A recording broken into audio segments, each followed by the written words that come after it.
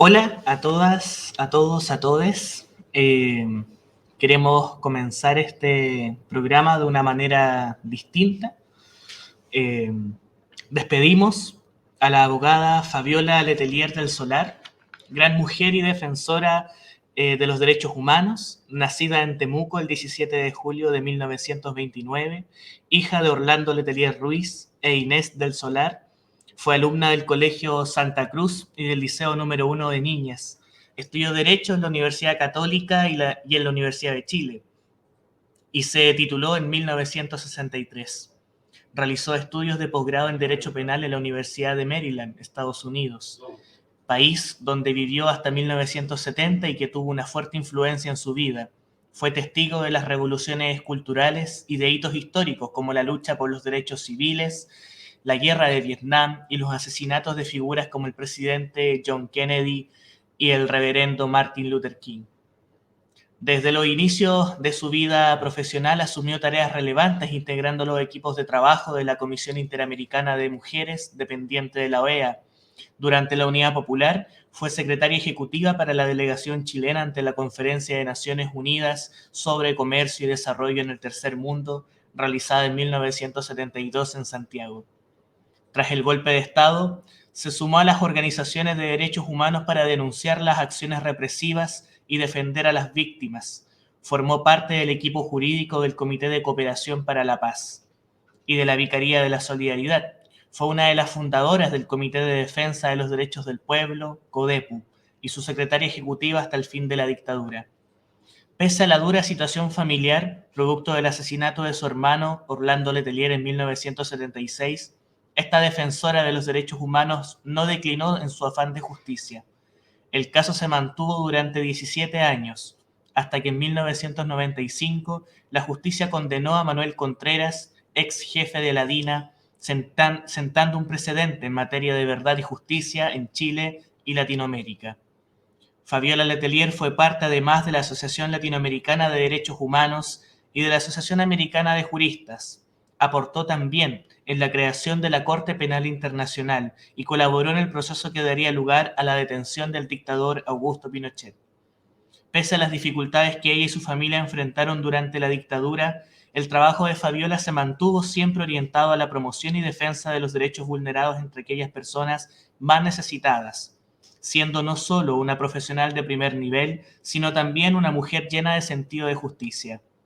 Tales condiciones le han valido reconocimientos internacionales en España, Estados Unidos, Venezuela e Italia. Del mismo modo, el otorgamiento del Premio Nacional de Derechos Humanos del año 2018 por parte del Instituto Nacional de Derechos Humanos, convirtiéndose en la cuarta persona y tercera mujer a quien se le otorga este galardón. Enviamos nuestro más sentido pésame a su familia y seres queridos. A ella este homenaje. Bienvenidos todos y todas a un nuevo programa Educación en Derechos Humanos en el Chile actual, instancia organizada por el Museo de la Memoria y los Derechos Humanos y la Red de Equipos de Educación en Derechos Humanos. En esta oportunidad quisimos comenzar con este homenaje a Fabiola Letelier, quien el día de ayer falleció. Tal como decía Tomás, una gran luchadora e inspiración de muchas y muchos a quienes nos dedicamos a la defensa de los derechos humanos.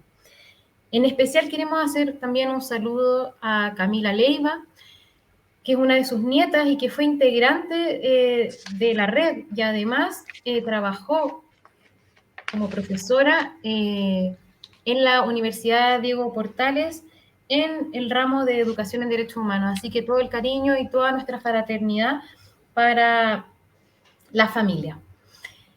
En esta oportunidad también nos acompaña Lucía Damer, socióloga dedicada a temas de seguridad, crimen y gobernabilidad en América Latina, académica de LUSACH y directora de Espacio Público. Es un gran honor poder entrevistar hoy día a una académica tan importante como Lucía. ¿Cómo estás, Lucía? Muchas gracias por venir. Ustedes por la invitación. Son días corridos, pero cómo no iba a participar en esta conversación, así que feliz de estar con ustedes. Muchas gracias. Bueno, hoy día vamos a conversar sobre un tema tan importante, tan necesario y justamente a propósito, por ejemplo, de la militarización en Wallmapu o de las violaciones a los derechos humanos ocurridos con ocasión del estallido social, que es la temática de la refundación de la policía, temática que Lucía ha trabajado a lo largo de muchos años y que nos gustaría también saber tu opinión sobre, ¿es necesaria o no es necesaria una refundación de la policía chilena? Mira, primero que nada, este es un tema que hace muchos años venimos tratando, que efectivamente fue mucho más evidente la necesidad de una transformación de todo el sector seguridad con el estallido social, tal vez antes, digamos, en ese mismo proceso con el asesinato de Camila Catrillanca, ¿cierto? Con la operación Huracán, pero también para muchos, porque lamentablemente algunos sienten que los temas de corrupción son como más escandalosos que otros temas, como los temas de uso innecesario de la fuerza y violación de derechos humanos, con el famoso, digamos, Paco Gate, ¿cierto? Con toda esta organización que se creó y que se constituyó, sobre todo entre los oficiales. Entonces, yo creo que fuimos avanzando en la necesidad cada vez más grande, ya no solamente los expertos, sino de la ciudadanía en general, de la necesidad de un cambio institucional. Y acá solo quisiera decirles que no hay que entrar en una discusión semántica. O sea, la pelea no es entre los que estamos por la refundación y los que están por la reforma estructural y los que están por la reforma, sino la pelea está entre los que no quieren hacer nada y quieren hacer unos maquillajes para que más o menos todo continúe igual y los que queremos hacer cambios que son estructurales. Y esos, yo por supuesto me inscribo en ese segundo grupo. Y eso requiere no solamente cambios en Carabineros, sino requiere cambios en el sistema en su conjunto. Y ustedes en la práctica cotidiana del INH lo saben muy bien, lo mismo que en los temas de derechos humanos y lo que trabaja el museo. Sí, era muy interesante y queríamos precisamente comenzar, ¿no? con esa discusión, porque también teníamos la duda, ¿no? Como de estas diferentes visiones o posturas, ¿no? que existen. Y necesitamos, ¿no? Sin duda alguna, un cambio estructural, ¿no? Dentro del sistema, incluso desde el Ministerio del Interior. Un cambio que se sustente en los derechos humanos, lo que implica, por ejemplo, la erradicación de cualquier actuación que generalice y que atente, ¿no? contra los derechos fundamentales, generando instancias que permitan la denuncia eficaz y que cualquier vulneración sea castigada, y finalmente es necesario construir una nueva cultura organizacional dentro de la policía, ¿no? Bajo esa concepción, Lucía, ¿de qué forma podemos hacer ese cambio estructural?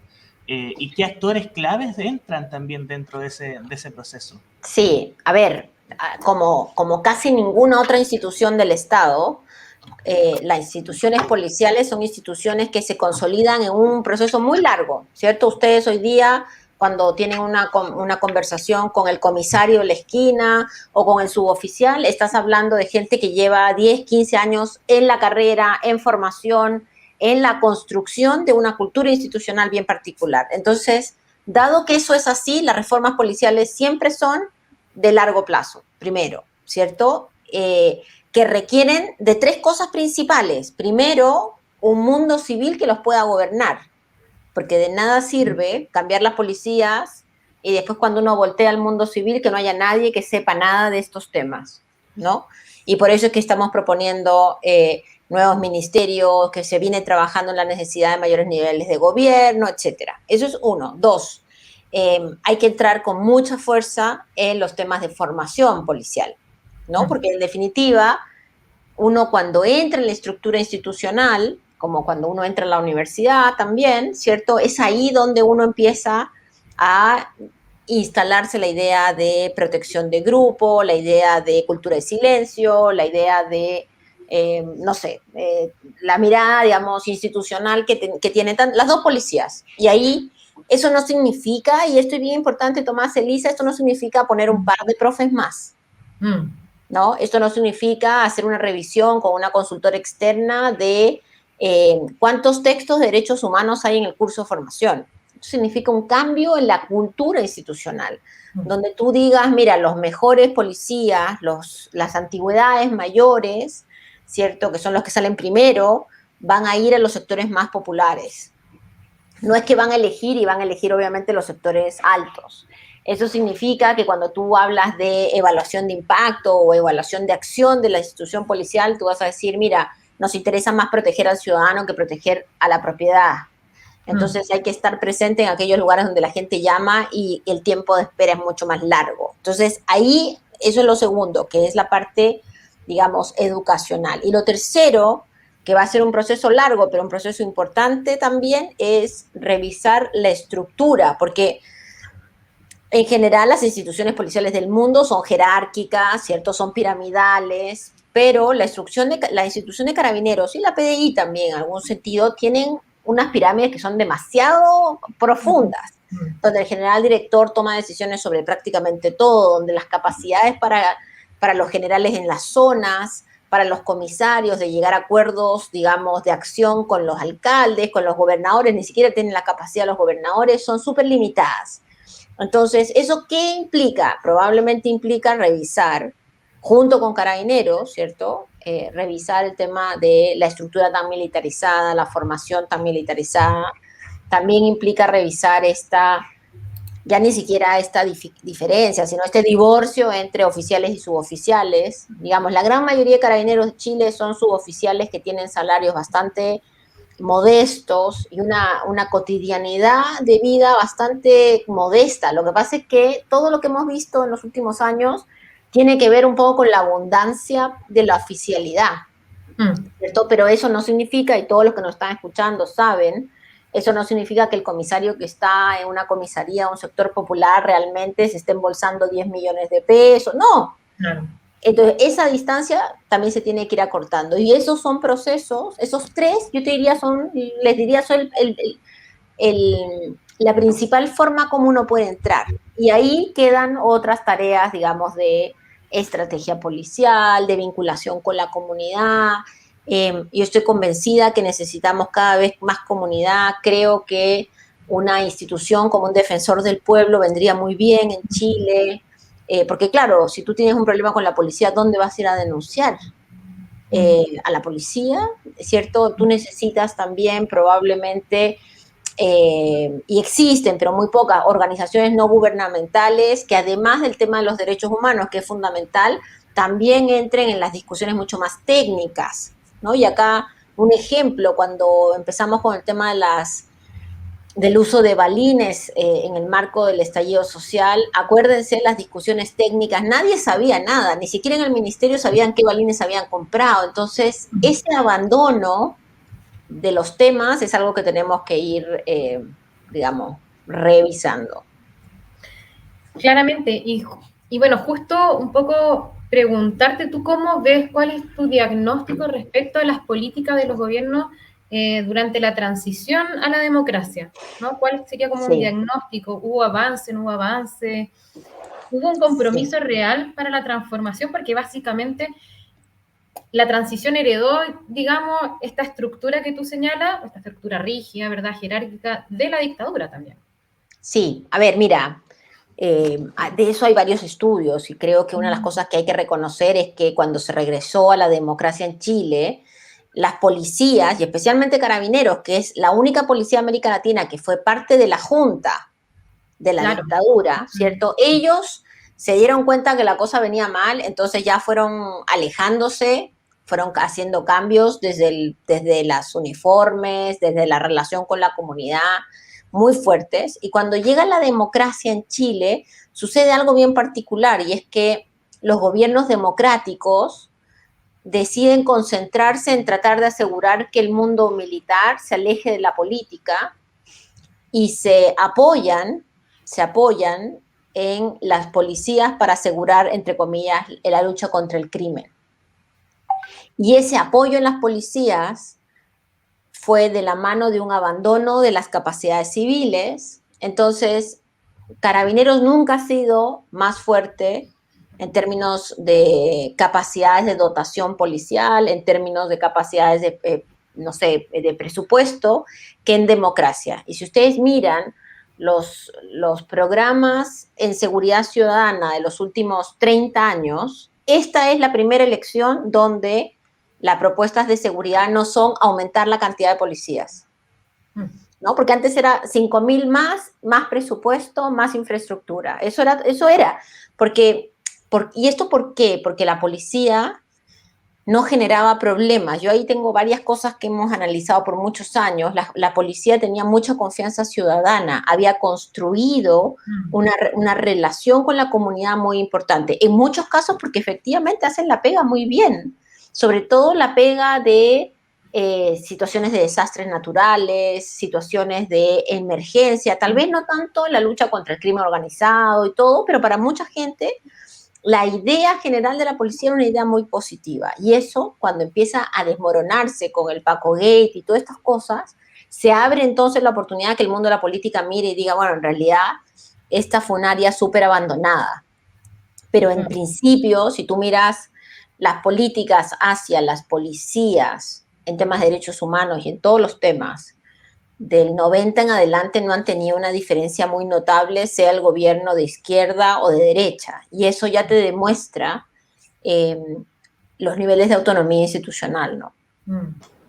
Oye, Lucía, y bajo esa misma concepción, aquí saliéndome mucho del guión que teníamos preparado, ¿qué se establece, aquí te lo pregunto desde el desconocimiento, qué se establece cuando precisamente es la policía la que estuvo dentro del régimen, dentro de la dictadura propiamente tal? ¿Qué se establece para esa transición, ¿no? O sea, ¿dónde quedan las garantías de no repetición? ¿Dónde queda esa justicia transicional? Bueno, es que ya sabes, acá en Chile la transición democrática, distinto a otros países, fue pactada. Y en ese pacto, uno de los costos del pacto fue efectivamente la autolimitación del mundo civil respecto a los temas de policía. Y lo que es súper llamativo del caso chileno, porque si uno mira Argentina fue distinto, si uno mira Brasil fue distinto, en fin, lo que es súper llamativo es que el mundo civil, el mundo político de izquierda consideró que la policía, como funcionaba, estaba bien y que efectivamente las críticas que había del accionar policial, de las policías, no sé, en los sectores populares, en el sur de Chile, etcétera, eran probablemente exageraciones, ¿cierto? Eran cosas puntuales. No hay que olvidarse, Tomás, Elisa, que hasta hace unos 6, 7 años tal vez, cuando uno encontraba un hecho policial grave, lo que hacía la policía con mucha capacidad era dar de baja a ese policía, decir, hemos resuelto el problema. Entonces, esto era una manzana podrida, ¿no? Que esta es una teoría muy común en el estudio policial, que en vez de reconocer que hay problemas estructurales, uno dice, no, acá hay una manzana podrida y la hemos sacado del canasto y el canasto sigue siendo muy bueno. Claro, lo que pasa es que al rato era otra manzana podrida, al rato era otra, entonces eso evidentemente limitó, digamos, la construcción de esto. Y lo otro que me parece súper interesante, yo ahí tengo una colega que se llama Michelle Bonner, que ha publicado varios libros, y uno de ellos ahora lo publicaron en español, que ella analiza la utilización de los medios de comunicación por parte de las instituciones policiales, ¿no? Y cómo hay una estrategia medial que lo que hace también es fortalecer el valor, digamos, de la presencia, de la capacidad, de la anticorrupción, del profesionalismo. Entonces, había una retroalimentación que inhibió a la política y por ende eso generó, digamos, estas dificultades en el fortalecimiento de algunas áreas, por ejemplo, como el tema de los derechos humanos y muchas otras. Es innegable que, o es extraño que en democracia no haya sucedido cosas como las que sucedió en Argentina, donde uno fue y rebautizó aquellos edificios que están nombrados con gente que estuvo vinculada a violaciones de derechos humanos, ¿cierto? O que haya procesos de reparación, procesos de memoria dentro de los espacios policiales también, ¿no? Fue como que se generó una burbuja en la cual estos temas se trabajaban de una forma distinta. Yo creo que hemos llegado a un periodo de cambio, un momento de cambio, pero eso requiere también que el mundo político empiece a construir mecanismos de relación con una nueva dirigencia o liderazgo policial. Porque lo que sí hay algo que sabemos es que las reformas policiales hechas contra la policía duran en promedio 12 meses. no duran mucho rato, porque la policía tiene un poder estructural, ¿cierto? La policía tiene una capacidad estructural en el Estado que no tiene casi nadie más. Entonces, la única alternativa a hacer una reforma estructural es que uno vaya tejiendo el acuerdo con actores policiales, que tal vez no serán el alto mando, pero tiene que haber allá adentro que se den cuenta que una policía democrática les viene mejor. Les viene mejor porque no van a ser los de la segunda línea, les viene mejor porque la idea de la hiperconcentración del poder no los ayuda, etcétera. Sí, y bajo esa misma lógica, un poco el proceso que se ha llevado en Chile, que ahí estuvimos investigando, tiene precisamente relación con, en enero, ¿no?, del 2020 se crea la llamada Comisión de Reforma a Carabineros, que tiene por objetivo recolectar datos y evidencias, tanto de experiencias exitosas a nivel internacional como también de información local, ¿no?, con el fin de construir una propuesta de Estado robusta que integre las materias propias de una reforma estructural del sistema institucional. A mí algo que me llama mucho la atención, Lucía, y de pronto quizás sea bueno que profundicemos aquí también saliéndome del guión, que tiene relación con que dentro de esta comisión hay 19 integrantes, y dentro de los 19, según la información que está publicada en la página web, son solo 2 mujeres, ¿no? Y creo que si pensamos en una nueva policía, y si pensamos también en este cambio estructural, tenemos que considerar lo que es perspectiva de género, ¿no? Porque sin duda alguna la policía ha sido también perpetradora, particularmente con mujeres, ¿no? Disidencias sexuales también.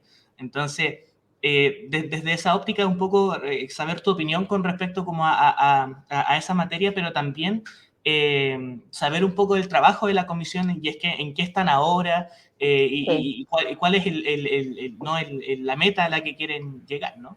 Sí, yo no sé porque a mí no me invitaron, porque además es una comisión un poco sesgada ideológicamente, porque si hay alguien, digamos, yo trabajo en estos temas hace muchos años, y efectivamente es una comisión con algunos expertos que saben de temas de seguridad, algunos un poco más de temas policiales. Está la Fundación Paz Ciudadana, que ha hecho muchos estudios. Entiendo que hay un financiamiento importante basado en el Banco Interamericano de Desarrollo, que tiene un préstamo para esto. Yo he visto la página web y, bueno, en la página web todos los días va subiendo el porcentaje de avance de la reforma policial. Sin embargo, no me queda muy claro qué significa esto cuando no hemos pasado leyes estructurales, ¿cierto? Cuando el tema del ministerio no se ha terminado de consolidar. Alguna gente que está ahí adentro me dice que esto es un mero maquillaje, que hay muy poco de avanzado estructural. Sin embargo, yo te diría, seguramente se han hecho cosas. Porque si hay un elemento que es importante tener en cuenta, es que Carabineros tiene una enorme capacidad para demostrar, digamos, avances, justamente para evitar estos procesos de que uno podría llamar intervención, ¿cierto? O reformas más estructurales. Si tú miras la página web, aparecen millones de cosas como uno pensaría que ya tiene una policía distinta. Lamentablemente, por la situación que tenemos hoy día, donde la ley orgánica de Carabineros tiene rango constitucional, hay muchas de las cosas que se mencionan ahí que uno no sabe si son verdad o son mentiras. ¿Cierto? Bueno, no digamos mentiras, si son verdad o están en proceso. Entonces, una de las cosas que yo espero, y la verdad es que mi mayor énfasis lo pongo ahí, es que tengamos una nueva constitución, que en esa nueva constitución la ley orgánica no tenga rango constitucional y uno pueda efectivamente pedir información que no esté, entre comillas, protegida, y uno pueda saber dónde están las policías, cuáles son las dotaciones, digamos, empezar a realmente hacer política pública más profunda. Me imagino que los antecedentes de todo lo que ha hecho la Comisión de Reforma serán auditados y serán conocidos cuando empiece el próximo gobierno, y ahí se verá. La no participación de mujeres, que es lo que tú me preguntabas más específicamente, Tomás, tiene que ver con que este es justamente un espacio de hombres, ¿no? Este es un espacio donde las policías les ha costado mucho abrir el aire para que las mujeres participen. Por muchos años no había generalas. Cuando hay generalas, las han instalado muchas veces como el camino de la carrera es un camino hacia las oficinas de derechos humanos o las oficinas de familia, ¿cierto? porque tenemos habilidades blandas, porque sabemos, digamos, vincularnos con la comunidad, entonces vamos para ese lado, sabiendo que esos son los lados que nunca te llevan a la dirección institucional, con muchos incentivos para que uno pueda dejar la carrera más temprano, en fin. Pero en el lado civil también, y esto es una responsabilidad, por ejemplo, en nuestras universidades. Yo llevo 20 años trabajando este tema, tengo una enorme cantidad de gente que ha trabajado conmigo, investigadores jóvenes. La gran mayoría de ellos sale del tema, porque no hay muchos lugares donde trabajar, ¿no? Porque no hay centros de investigación, porque son poquitos los especialistas. Entonces, ahí ese también es un desafío de entender este tema no como un tema únicamente político, sino también como un tema académico donde uno puede aportar. Claro, justamente, bueno, tú comentabas que uno de los grandes pilares de una reforma tiene que ver con la inserción y el límite que puede en el fondo tener el mundo civil en el control de los carabineros y las carabineras. Y justamente tenía la pregunta de cómo crear o qué canales tú vislumbras que puedan en el fondo recoger las prioridades de las personas respecto a la seguridad y que en el fondo sean realmente canales propios de toma de decisiones. No sé cómo se te ocurre o cómo hay experiencias quizás en otros países donde efectivamente exista esta retroalimentación entre las prioridades de las personas y las políticas y las decisiones que se toman en la institución de Carabineros. Sí, hay un problema fundamental cuando uno habla de participación en temas de seguridad, y esto también nosotros lo hemos investigado. Cuando uno dice, miren, vamos a hacer una reunión de seguridad ciudadana, quisiéramos que la ciudadanía se autoconvoque y participe, generalmente tienden a llegar personas mayores, y por mayores me refiero a mayores de 50 años, ¿cierto? O gente bastante más conservadora, si tú quieres, que busca en estas reuniones denunciar al que está vendiendo droga o denunciar a los jóvenes que hacen música muy alta y que tienen más bien una mirada muy pro represión en muchos casos, ¿no? Entonces, estas, entre comillas, reuniones ciudadanas, muchas veces lo que hacen es reforzar esta tarea, digamos, de control, ¿no? De represión, de control, de limitación. Esto se ha visto un poco, se ha visto aperturado cuando tú empiezas a tener organizaciones de la sociedad civil que también trabajan o empezar a invitar asociaciones de jóvenes para tratar de que la conversación no se concentre en dónde viven los delincuentes, ¿cierto? Como que la colaboración con la policía es un colaboracionismo en términos de pasar datos, ¿no? Esa parte yo creo que la hemos ido sobrepasando, pero no existen los mecanismos formales hoy para uno poder decir, mira, quiero hacer una sugerencia, ¿cierto? El Consejo Local de Seguridad me parece que no necesariamente cumple ese rol, pero sí me parece que cualquier instancia de participación comunitaria tiene que ser manejada por el nivel local.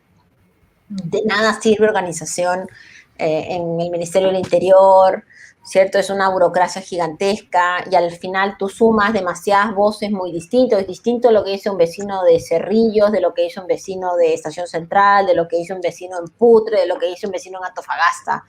Entonces ahí sí hay que dar una capacidad al gobierno local para que pueda llevar la conversación en el marco de temas como calidad de vida, prevención, más que temas solamente policiales, porque los temas policiales de seguridad tienden a distanciarnos, ¿cierto? Tú vas a cualquier reunión vecinal y las reuniones parten diciendo nosotros somos buenos, la villa de al lado es la mala.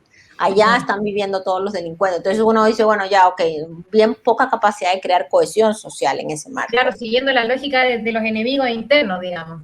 Pero claro, porque además la seguridad trae implícito esa diferencia. O sea, si yo te digo, vamos a hablar de cómo mejorar un colegio, puede llegar el migrante irregular, puede llegar incluso el familiar de una persona que está detenida y el vecino, porque el objetivo es arreglar el colegio. Cuando yo te digo, vamos a hablar de la seguridad, hay un montón de gente que ya queda arrestada porque solamente nos juntamos entre aquellos que estamos súper ansiosos que nos van a robar la casa. Claro. Y ese es un mundo muy importante, pero no es el único mundo. Entonces, ahí creo que los municipios, si es que se les da, digamos, el espacio y se les da el financiamiento, podrían ser esos catalizadores de empezar a mirar ese lado que no se ha mirado, que es quién pone una denuncia cuando uno siente que la policía no está haciendo su trabajo. ¿A quién llamas cuando tú ves que en tu barrio, cuando llega la policía, prenden las balizas, esta cosa que hace ruido, mucho tiempo antes, cosa que cuando lleguen ya no hay nadie vendiendo drogas, quiero decir? O qué pasa cuando un joven en un sector popular le han hecho control de identidad preventiva 400 veces en un mes? Que eso ya no es, digamos, una coincidencia, ¿cierto? 30 veces en un mes ya no es una coincidencia, es que te están buscando, digamos, que algo pasa contigo, que la policía te tiene, digamos, es visto, entre comillas, ¿no? Ya, ahí necesitamos espacios y para eso deberíamos de generar mecanismos de descentralización en la relación de carabineros ya con el gobierno nacional y con el gobierno regional y el gobierno local. Entonces, una vez que tú descentralizas esa capacidad y el alcalde, no por la buena onda policial, sino con capacidad de gobierno, se sienta con el comisario, ahí se hace más efectiva la capacidad, digamos, de subir el reclamo ciudadano, la propuesta ciudadana. Sí, y bajo esa misma lógica, lo que plantea Lucía, nos comentan a través de Facebook. Fernando Barraza nos dice que en el caso nuestro como dirigentes sociales nos cuesta llegar a las autoridades locales e institucionales, ¿no? Debido a que estamos en el límite de las 3 comunas, en este caso Estación Central, Cerrillos y Maipú, por las competencias de las policías con respecto a los juzgados y a la administración local. ¿De qué forma podemos solucionar eso? O sea, es importante, ¿no? Decíamos, empoderar a los gobiernos locales, ¿no? A los municipios. Pero ¿habrá otras vías? Sí, a ver, siempre en los temas de seguridad, la parte de las fronteras nacionales, pero también las fronteras locales terminan siendo territorio de nadie, ¿no? Porque nadie llega hasta el último punto de la frontera y uno asume que le toca al de al lado. Y justamente esos son los espacios donde la criminalidad aprovecha de florecer. Y por criminalidad estoy hablando desde violencia, situaciones de incivilidad, lo que sea, porque uno siente que no hay ni una presencia. Entonces, mi impresión ahí con lo que pregunta Fernando es que los mecanismos reales de poder instalar ciertas temáticas tienen que ver con la construcción también de mecanismos participativos más amplios. ¿A qué me refiero? Si tú logras en esa esquina donde confluyen 3 municipios una conversación o un diálogo o incluso una alianza estratégica con grupos de los otros municipios, ¿cierto? Entonces, escalas tu preocupación. Ya no es un grupo ciudadano perdido allá en el fondo de la municipalidad, sino ya son, digamos, grupos de 3 comunas, ¿cierto? Que instalan prioridades. Eso genera una voz un poco más fuerte. Llama la atención de más personas, instituye la posibilidad de una mayor escucha. Pero dicho eso, lo único que queda es seguir insistiendo porque los municipios tienen espacios de participación comunitaria y esos espacios de participación, digo, no es necesario caer por el encargado de seguridad ciudadana. Cuando el problema es un problema, digamos, vecinal o ciudadano, uno puede tocar todas las puertas del municipio. Pero por supuesto, lo que sí pasa, y en eso los que nos están escuchando, que son de organizaciones sociales, saben, el financiamiento para los programas que tienen que ver con temas comunitarios, locales, es bien bajo. Y ahí tenemos que hacer un cambio, ¿no? Porque por cada vehículo, es muy fácil decir voy a comprar 1000 vehículos policiales, pero en paralelo a las organizaciones sociales no les pasas, digamos, 3 pesos para 2 meses de un proyecto, que entre que lo organiza y todo se acabó, no pasó nada. Entonces, ahí yo creo que también hay una necesidad, porque la seguridad no es solo la policía, ¿cierto? En realidad una parte es la policía, pero todo lo otro es una cosa mucho más grande, que requiere temas participativos, preventivos, calidad de vida, etcétera. Exacto, sí.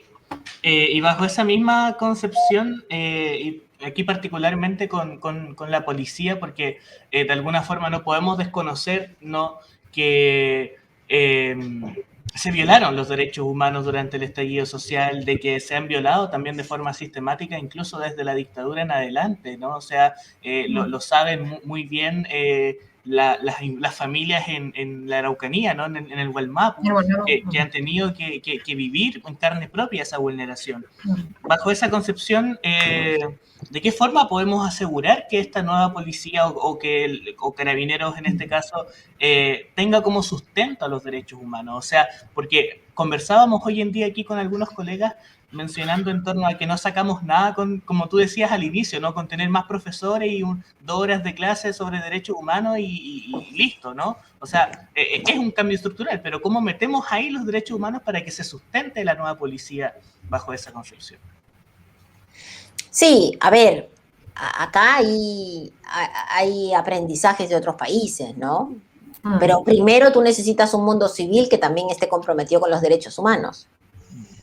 Que también no te firme el acuerdo de decir, mira, sí, hicimos el cursito de derechos humanos y todos participaron y les dimos a todos un certificado.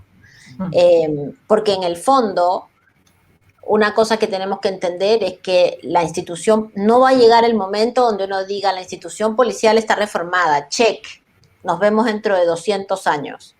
Hoy en día, con el desarrollo de tantos cambios que hay en nuestras sociedades, la policía va a estar en un proceso permanente de cambio, y el mundo político también.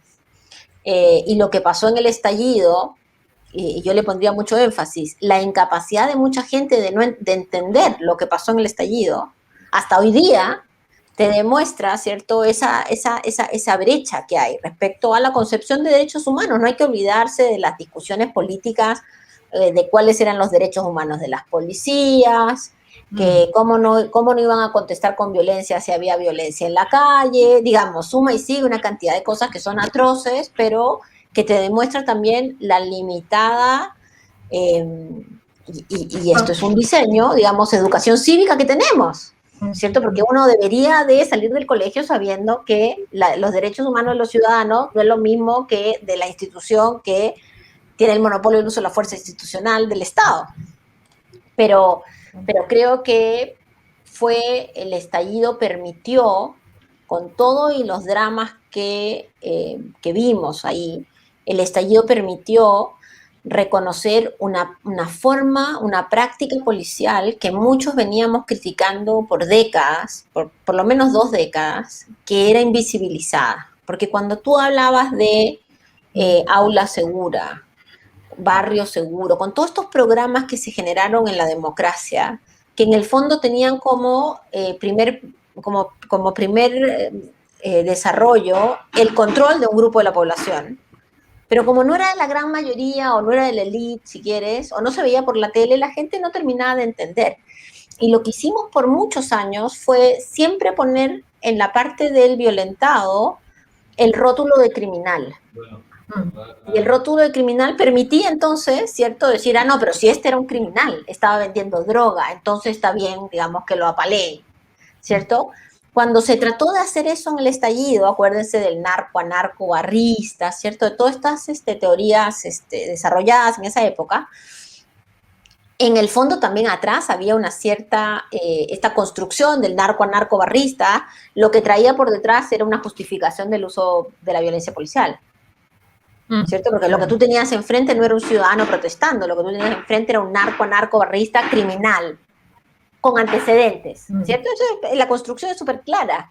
Entonces, yo creo que el estallido efectivamente mostró que hay una policía de clase A y una policía de clase B, que para los sectores populares esta policía de clase B tiene como un elemento fundamental el uso de la violencia, y eso requiere fortalecer los mecanismos institucionales de protección de derechos humanos, y esto requiere que el Ministerio de Seguridad o el Ministerio de Interior o quien sea tenga como uno de sus principales pilares la revisión de las prácticas cotidianas en términos de derechos humanos, porque en la policía también es una violación de derechos humanos que en la formación que tienen, ¿cierto?, acá y en otros países, uno diga, bueno, hay gente que es, digamos, hay portación de rostro, que no lo podemos saber porque los datos de los controles de identidad preventivos son muchos muy secretos, ¿ah?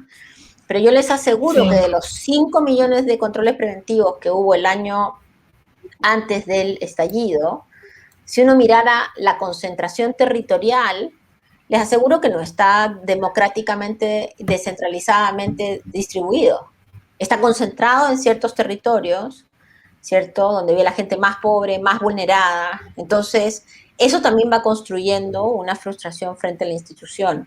Los mecanismos para avanzar en temas de derechos humanos son desde formación, desde la cultura institucional, desde el control, pero también desde, digamos, la formación ciudadana, ¿cierto? Los mecanismos reparativos. Yo sí creo en la necesidad de cambiar de nombre aquellos espacios donde hay un cierto reconocimiento a personas que fueron violadoras de derechos humanos.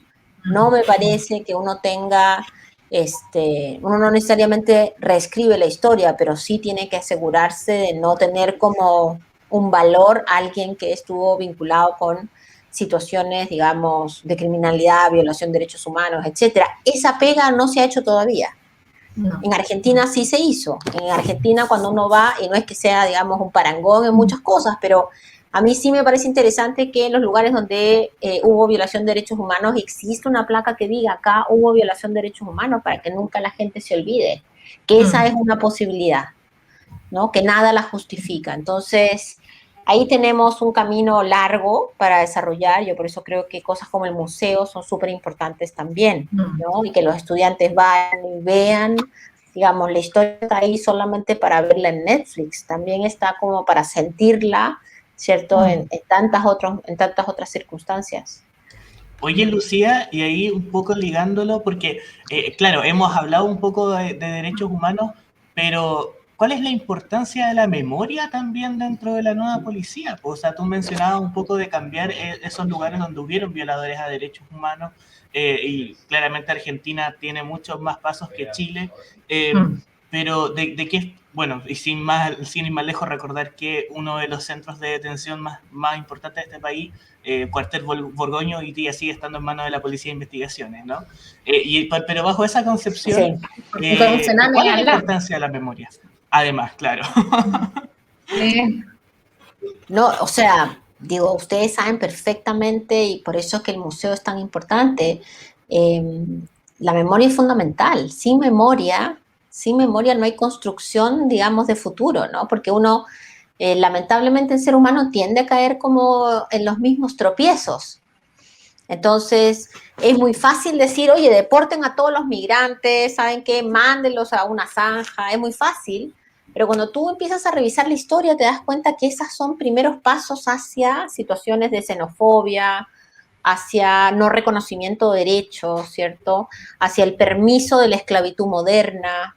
En fin, ahí, entonces creo que en los temas de violación de derechos humanos, en los temas de derechos humanos, para las nuevas generaciones, porque además, bueno, ustedes son muy jóvenes, pero ya estamos con generaciones que no saben en carne propia lo que es la violación de derechos humanos, ¿cierto? Que lo vieron en el estallido, pero en el estallido también, y esto es bien importante de enfatizar, en el estallido vimos ciertos niveles de violencia, pero lo que ocurrió en la dictadura es otro nivel de violencia, ¿cierto? Y lo que puede llegar a pasar cuando uno se descuida y permite, digamos, que el Estado no proteja a sus ciudadanos es de horror. Entonces yo creo que la memoria es súper útil, es una herramienta necesaria, creo que es con el reconocimiento de lo que pasó que uno construye los valores futuros, ¿no? Y sobre todo porque además estamos en un momento de mucho cambio. Cuando uno piensa, por ejemplo, que nosotros tuvimos pueblos indígenas que fueron mostrados en los museos vivos, con personas, y que en ese momento era, bueno, normal, ¿cierto? Normal, pero no era normal. Entonces, si tú no lo ves, si no lo recuperas, si no lo instalas en tu memoria, después hay cosas que pueden, obviamente no eso, pero puedes normalizar. Yo en ese sentido sí soy fan número uno de los lugares de memoria, soy fan número uno de poner los temas efectivamente en agenda. Creo que en el último lugar, cerca a la frontera, tiene que haber, ¿cierto? porque además estamos en un momento mundial, no solo en Chile, mundial, de mucha polarización, de relativización del pasado, de muchas noticias falsas, ¿cierto? No son pocos los que dicen que en realidad los detenidos desaparecidos siguen en Suiza o en Suecia. O sea, todas esas cosas, la única forma de hacerle frente es con la realidad. Y esa realidad requiere mucha memoria, me parece. Claro. Oye, Lucía, a mí hay algo que me impacta, y claro, también desde el mundo de la investigación, es la poca información también. O sea, tú como experta e investigadora, me imagino también lo que te cuesta como recolectar datos, que es algo tan básico también, y uno podría también señalar como un derecho humano que tiene que ver con la información, con el acceso a lo que sucede. Entonces uno intenta hacer, no sé, una estadística de cuántas personas encarceladas están, y son datos que uno no puede ir y contrastar.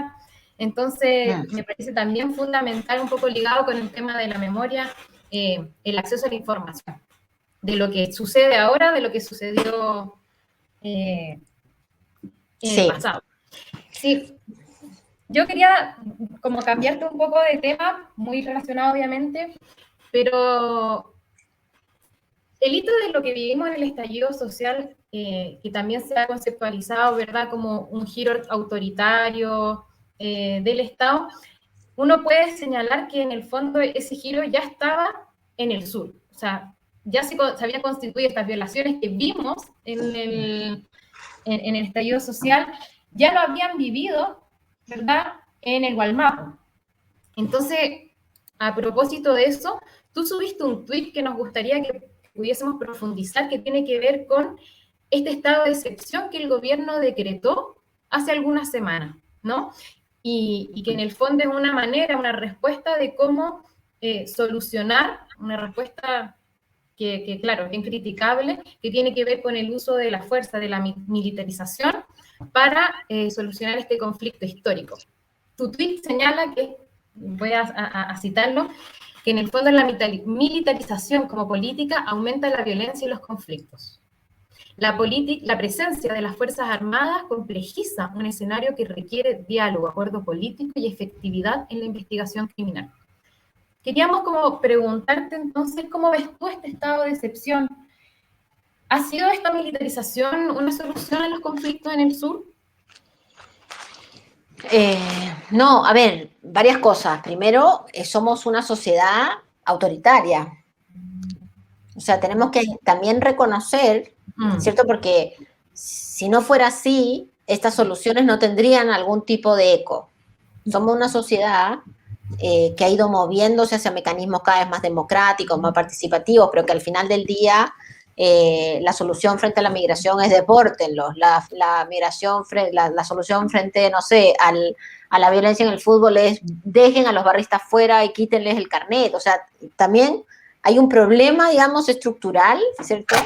Y ese autoritarismo se ha fortalecido mucho con la idea, digamos, de nosotros versus los criminales. Los criminales, quien les pone el rótulo es la policía. Entonces, entonces yo no sé si hay un giro autoritario, estoy de acuerdo contigo. Creo que hay un autoritarismo que ha estado presente con violencia Claro. en todo el periodo democrático, pero estaba concentrada su uso de violencia en ciertos sectores que no son sectores noticiosos.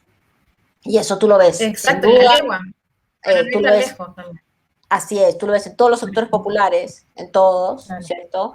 Donde cuando tú haces trabajo ahí y hablas con los vecinos ven una policía totalmente distinta de la que uno ve en los sectores medios altos. Tú lo ves en Aula Segura. O sea, yo estoy convencida que Aula Segura, con el golpe en los techos de los colegios emblemáticos de Santiago, tiene un impacto. O sea, tiene un impacto que tú veas a tu estado como un francotirador en tu techo frente a la organización estudiantil, con todas las dificultades que tiene la organización estudiantil, sin duda en el Gualmapu, sin duda, y en varios otros espacios más, disidencias sexuales, en fin. Entonces, hoy en día la militarización es entre comillas, una solución más a esto de llamar al conflicto político un conflicto criminal. Entonces, como nos negamos, el mundo político, si tú quieres, se niega a poner el énfasis en que el problema acá es un problema político, lo que hacemos es trasladar el problema a un eje que es el eje criminal. Entonces, lo que hay en el Gualmapu es el narcoterrorismo, lo que hay en Gualmapu es el crimen organizado. Y para enfrentar el crimen organizado, la policía. Pero como la policía no da abasto, entonces los militares, ¿ya? Esa es la primera distinción que me parece bien fundamental. Ahora, si hubiera efectivamente crimen organizado y mercados ilegales en la zona del sur del país, que estoy segura que hay, ¿ah? Estoy segura que hay porque hay en todo el país, ahí incluso en ese caso la solución militar es una solución que no ha dado efecto en ningún lado. ¿Por qué? Porque aumenta los hechos de violencia. ¿Por qué? Porque los militares no están preparados para prevenir el delito. Los militares están preparados para ir a la guerra, no para preguntarle al vecino, oiga, señor, ¿qué necesita? No, si te apuntan, disparas. Es otra formación, ¿cierto? Porque efectivamente los militares, digamos, al traer una presencia armada más alta, genera una espiral en el mundo criminal, y no estoy hablando del mundo político, por eso que hago la diferencia, en el mundo criminal de más violencia. Cuarto, porque allá donde ha habido participación de militares en México, en Brasil, Colombia, en otros países, Colombia, hay aumento de la violación de derechos humanos, ¿cierto? Per se, por muchas cosas que podríamos discutir, pero hay aumento de violación de derechos humanos. Y quinto, porque además, nuevamente, no hablando de los temas políticos, sino hablando de los temas criminales, la capacidad de corrupción de la institución es gigantesca.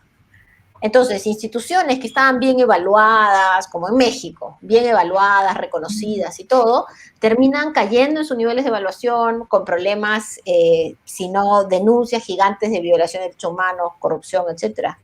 Entonces, es una solución súper cortoplacista que resuena en mucha gente, pero que no creo que vaya a tener ningún resultado. Claramente.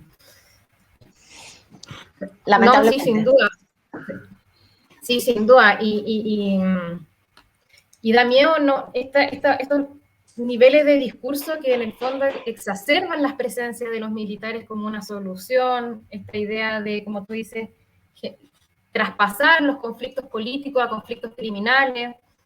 Eso, sin duda, genera más y más círculos de violencia y escalada.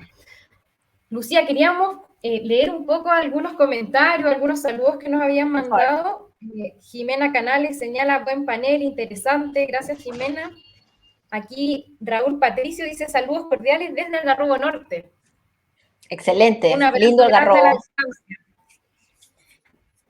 Acá, bueno, Fernando, ya leímos su pregunta. Titina Ratia, excelente presentación. Bueno, muchas gracias también a todos y todas las que nos están mirando. Para nosotras es muy importante, digamos, este tipo de conversación, porque justamente apunta a una de las cosas que decía Lucía, ¿verdad? Que es cómo empoderar a la ciudadanía de estas temáticas para justamente poder tener mayor capacidad de incidencia, de control y limitación de quien tiene el monopolio de la fuerza de la fuerza, ¿no? Quien tiene el monopolio de la fuerza y que, como hemos visto, no solo en el estallido social, sino en el Gualmapu y también en la época de dictadura, cuando ocurren estas no limitaciones, estos no controles, tenemos resultados tan tristes como la violación a los derechos humanos. Lucía, te queríamos agradecer, muchas gracias, para nosotras también es un honor realmente haberte tenido. Seguimos mucho tus trabajos, tu estudio, y con todas estas también, que creo que es súper importante señalarlo. No es fácil estudiar estos temas porque la información también es muy poca. Y no es muy poca porque sí, sino que porque es difícil acceder. Entonces, claro, gente como tú que se dedica a sistematizar, a darle un orden lógico, nos parece de gran valor y de gran importancia y aporte para una democracia que respeta y promueve los derechos humanos. Así que muchas gracias, de verdad. Gracias a ustedes, muy buena la conversación, sí. Y a todos los que nos están escuchando, la mejor forma de hacer que las cosas cambien es salir a votar. Voten por quien quieran, pero salgan, porque el que se resta después tiene menos capacidad de solicitar cambios. Exacto. Totalmente. Muchas gracias Lucía, sin duda alguna. Cuando te contactamos fue como vamos a tener a Lucía acá, así que maravilloso. Y ojalá seguir en este contacto. Así que un abrazo gigante y nos estaremos encontrando. Muchas gracias. Sí, nos estaremos encontrando en algunas ocasiones y al público que nos está mirando, comentarles que el próximo día viernes vamos a estar conversando con Claudia Iriarte sobre género y derechos humanos para que también nos puedan acompañar. Un abrazo, Elisa, un abrazo, Lucía, y nos estamos encontrando. Chao. Que les vaya muy bien. Bye, bye.